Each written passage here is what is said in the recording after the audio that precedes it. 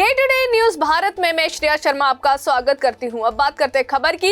Iran के supreme leader Ayatollah Ali Khamenei को आमतौर पर सादगी और कट्टर इस्लामी जीवन शैली का प्रतीक माना जाता है, लेकिन अब उनके परिवार को लेकर सामने आ रही जानकारियां एक बिल्कुल अलग तस्वीर पेश करती है। खास तौर पर उनके दूसरे नंबर के सबसे बड़े बेटे को लेकर चौंकाने वाले खुलासे सामने आए हैं। आपको बता दें कि 56 साल के मुश्तबा खामनेई न सिर्फ एक आलीशान और बेहद गोपनीय जीवन शैली जीते हैं, बल्कि उनके नाम या उनसे जुड़ी शेल कंपनियां वो दुनिया भर में अरबों डॉलर की संपत्ति फैली हुई उनकी बताई जा रही है। रिपोर्ट्स के मुताबिक आपको बता दें कि उनके बेटे का साम्राज्य केवल ईरान तक सीमित नहीं है, बल्कि यूरोप से लेकर मिडल ईस्ट तक फैला हुआ है। पश्चिमी खुफिया एजेंसियों का दावा है कि नॉर्थ लंदन की एक मशहूर सड़क, जिसे बिलियनसर के नाम से जाना जाता है, आपको बता दें कि वहां पर मौजूद कई आलीशान हवेलियां भी है और साथ ही हवेलियों का असली मालिकाना हक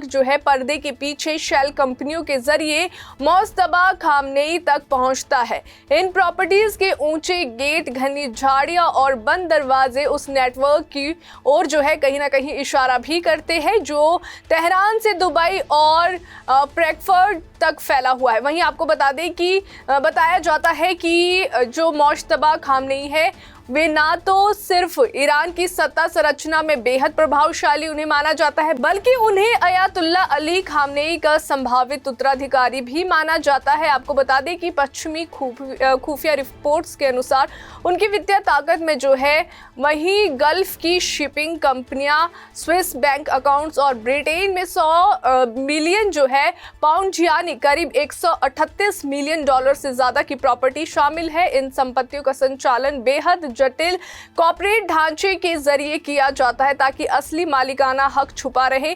वहीं आपको बता दें कि रिपोर्ट्स का यह भी दावा है कि उनके बेटे द्वारा बनाए गए शेल कंपनियों के इस जाल ने 2019 में उन पर लगाए गए अमेरिकी प्रतिबंधों के बावजूद ईरान के सर्वोच्च नेता के परिवार तक अरबों डॉलर पहुंचाने में अहम भूमिका निभाई है।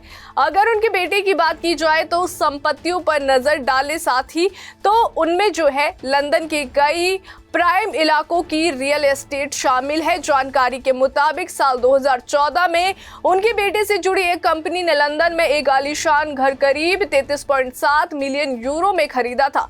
इसके अलावा दुबई के उस इलाके में भी उनका एक भव्य विला बताया जा रहा है, जिसे दुबई का बवेली हिल्स कहा जाता है। वहीं आपको बता दें कि इतना ही नहीं, फ्रैंकफर्ट ने पहले स्पेन के मलोरका तक महंगे यूरोपीय होटल्स है, उसमें भी उनके निवेश की खबरें सामने आई है। ब्लूमबर्ग द्वारा देखे गए दस्तावेजों और मामले से जुड़े लोगों के अनुसार इन सभी बड़े लेन देन के लिए फंड ब्रिटेन, स्विट्जरलैंड और साथ ही संयुक्त अरब अमीरात के बैंकों से भेजे गए। सूत्रों का दावा है कि इस पैसे का बड़ा हिस्सा ईरानी तेल की बिक्री से आया है, जिसे अंतर्राष्ट्रीय प्रतिबंधों के बावजूद गुप्त रास्तों से बेचा गया है। इन खुलासों ने ईरान की सत्ता व्यवस्था और उसके शीर्ष नेतृत्व की कथित सादगी पर कहीं ना कहीं गंभीर सवाल खड़े कर दिए हैं। जहां एक और ईरान में आम नागरिक आर्थिक संकट, महंगाई और अंतर्राष्ट्रीय प्रतिबंधों का सामना कर रहा है, वहीं दूसरी ओर देश के सर्वोच्च नेता के बेटे पर वैश्विक स्तर पर अरबों डॉलर की संपत्ति खड़ी करने के आरोप लग रहे हैं। फिलहाल ईरानी सरकार या खामनेई परिवार की ओर से इन आरोपों पर कोई आधिकारिक प्रतिक्रिया भी सामने नहीं आई है, लेकिन पश्चिमी देशों में ये रिपोर्ट्स ईरान की राजनीति, सत्ता और हस्तांतरण और साथ ही आपको बता दें कि प्रतिबंधों की प्रभावशीलता को लेकर एक नई बहस को जन्म दे रही है। वहीं उनके बेटे का नाम अब सिर्फ एक धार्मिक नेता के बेटे के रूप में नहीं है, बल्कि एक बेहद ताकतवर और रहस्यमयी वैश्विक कारोबारी नेटवर्क के कथित केंद्र के रूप में भी देखा जा रहा है। तो अभी के लिए फिलहाल इतना ही। आपको बता दें कि फील्ड में हमारा कोई भी रिपोर्टर किसी भी प्रकार का उपहार या विज्ञापन स्वीकार नहीं करता और ना ही किसी को ब्लैकमेल करता है। हम ऐसी कोई खबर नहीं दिखाते जिससे पाखंड फैले और हमारी भोली भाली जनता मूर्ख बने या उन्हें किसी भी प्रकार का कोई धोखा मिले।